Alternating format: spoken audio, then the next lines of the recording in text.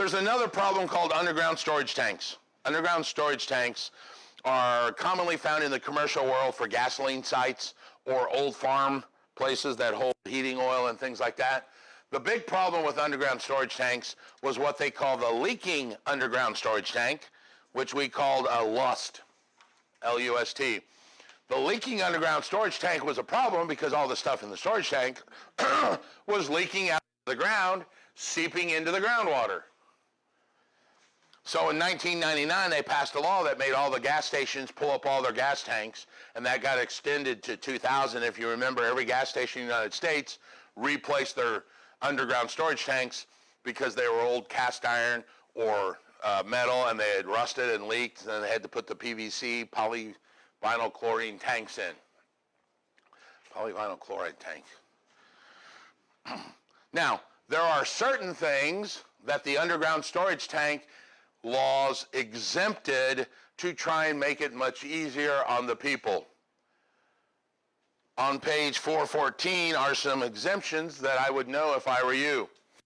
And I love telling this story because people freak out. EPA and OSHA, by the way, are not concerned about your death. They are concerned about the death of the city, large populations. Not one or two necessarily. And if you don't believe me, look at the very first exemption to the underground storage tank. Tanks that hold less than 110 gallons of fuel. How many gallons of gas do you think you'd have to drink before you die? I guarantee it's less than 110 gallons, but they're more worried about polluting Indianapolis, not so much one or two people, because if everybody had to report a spill or a tank that was less than 110 gallons, they would be so busy they would be tied up and couldn't do anything. So the first exemption is 110 gallons. Farm tanks that fuel farm equipment also didn't count. Didn't matter to them. Heating oil that was used on the premises. This is the exemption you will find in a lot of farmhouses where they have a buried tank, but it was heating oil. Heating oil is exempt from the underground storage tank laws, okay? Now, we talked earlier a couple weeks ago about FHA may require you to take that tank out because that's FHA's rule about how they lend money. But the feds exempt heating oil. They also exempt tanks sitting on the basement floor even though it's underground. Technically, you guys are sitting underground, right? Ground level's right there. But because you are on a cement floor, you would be exempt from the underground storage tank rule. And then the last one, they exempt pretty much any other tank other than gasoline. So cisterns, sewage tanks, rainwater runoff, any of those tanks are also exempted, okay? If I were you, I'd probably understand which ones were exempt in your book. All right. Now into this next section, and now we're starting to get into the environmental world that I was involved in. There's these things called brownfields. Brownfields are old industrial sites that companies have shut up and closed down, but yet still left them contaminated with a bunch of chemicals or underground storage tanks or just junk around the property. All right, so that's called a brownfield. We're going to get to how they clean the brownfields up in just a minute. But what they would do is they would take this stuff and take it to what's called a waste disposal site. A waste disposal site is nothing more than a big hole in the ground that they would line the hole with like clay or visqueen or anything like this.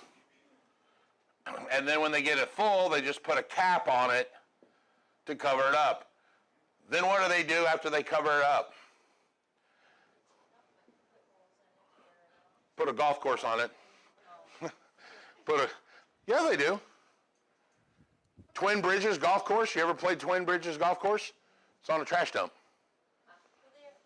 Waste disposal. Waste management. Waste management runs Twin Bridges Golf Course. That's what it does. Duffer Park is on a landfill. Because you can't do anything else with it, can't build property on it, oil won't hold structures. But you can put parks on it, all right? Yeah.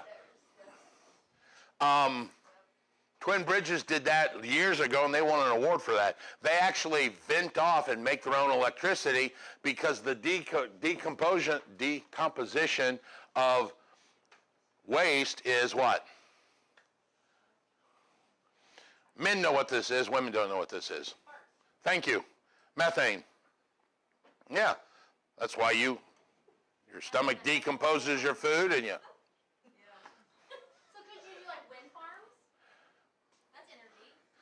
Yeah, but it has nothing to do with what we're talking about. Well, you said energy coming from the ground. Well, it's because we're talking about putting it in there and it decomposes. But yes, wind farms can make energy if you get straight winds. And there's some up in northern Indiana. All right, and there's some right there between Cleveland and Fort Wayne. I just saw those recently. But in this particular case, as this product decomposes inside of the capped tomb, that's called a tomb, it creates methane. That methane is then vented off with those pipes, like she was saying. That methane then is lit, creates a fire, which heats the water, becomes steam. The steam rises, turns the turbine to create electricity. Twin Bridges creates their own electricity because of the junk that's in the ground. Danville.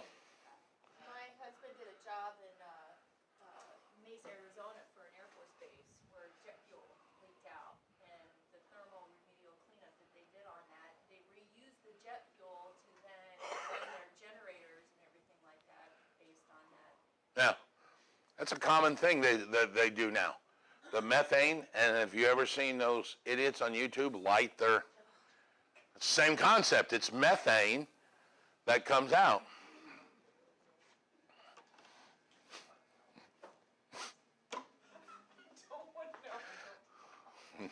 Sometimes I tell myself a joke and I laugh in my head. So that's how the waste disposal sites and work with the Brownfields law. All right? So let's change audio files.